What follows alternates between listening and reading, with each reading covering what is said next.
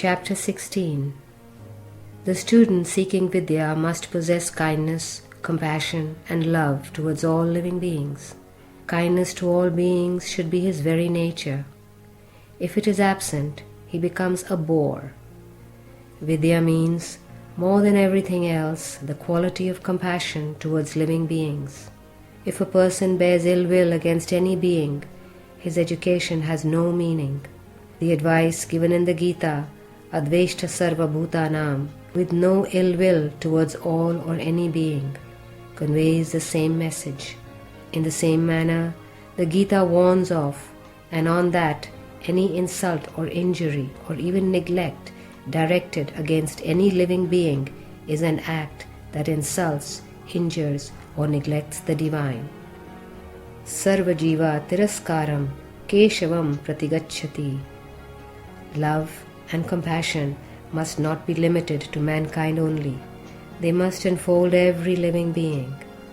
The Gita says, Sunicheva swapakecha panditaha samadarshinaha.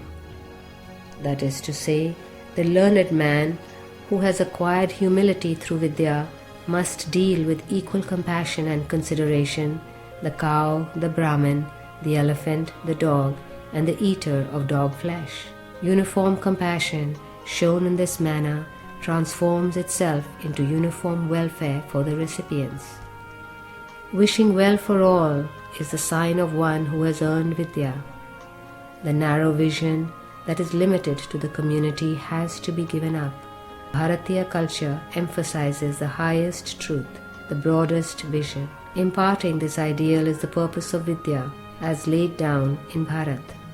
No other country has placed before its people such a lofty, all-inclusive, beneficial ideal.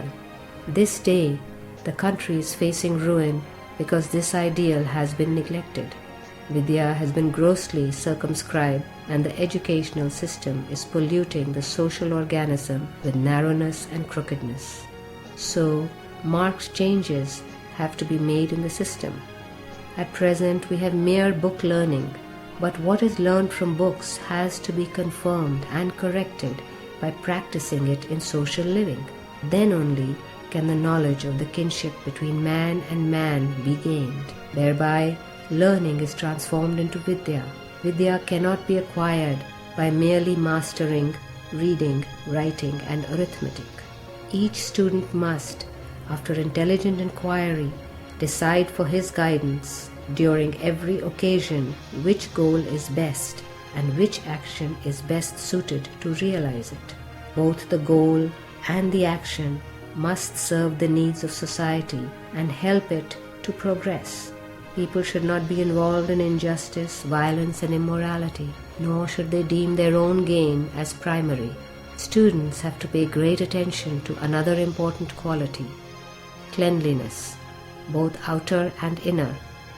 When either of these is absent, that person becomes useless for any task. The clothes he wears, the books he reads, and the environment around him must be clean. This is the outer cleanliness.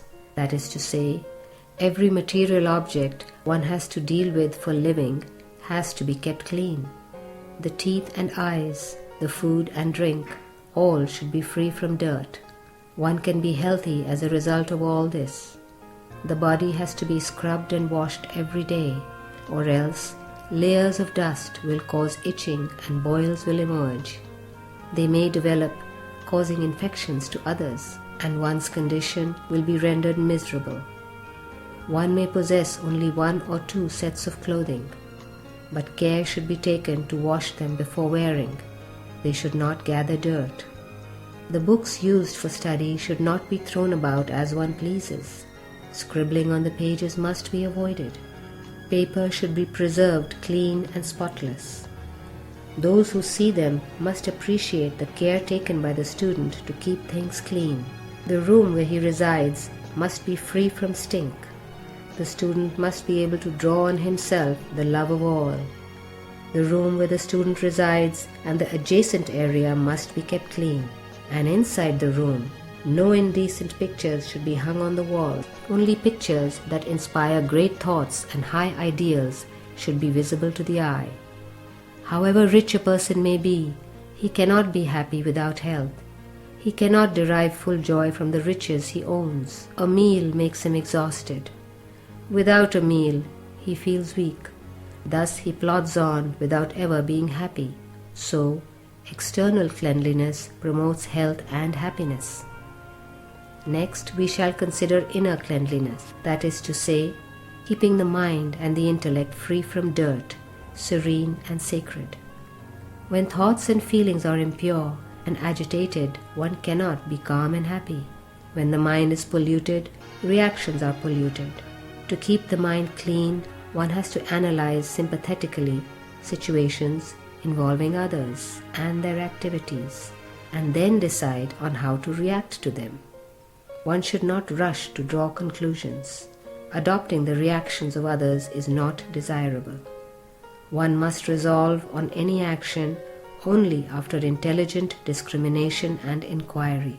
Some course of action is being followed by some who are ours, so we shall follow that course ourselves.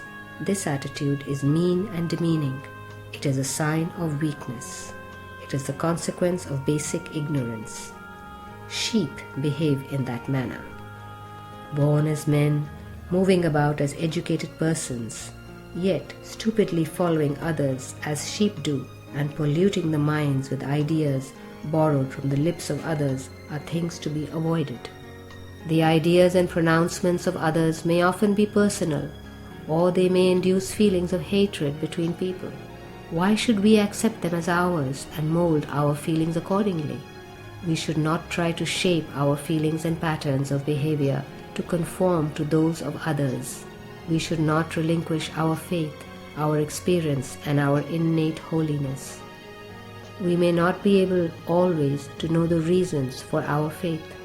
It originates and is shaped by our own personal likes and dislikes, our own dominant feelings. But we must not become the target for anger, hatred, jealousy, and the evil deeds they lead us into. A student must cultivate wide, inclusive feelings.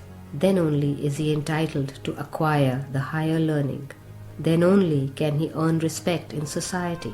He must keep far away from narrow, selfish thoughts, feelings, and plans.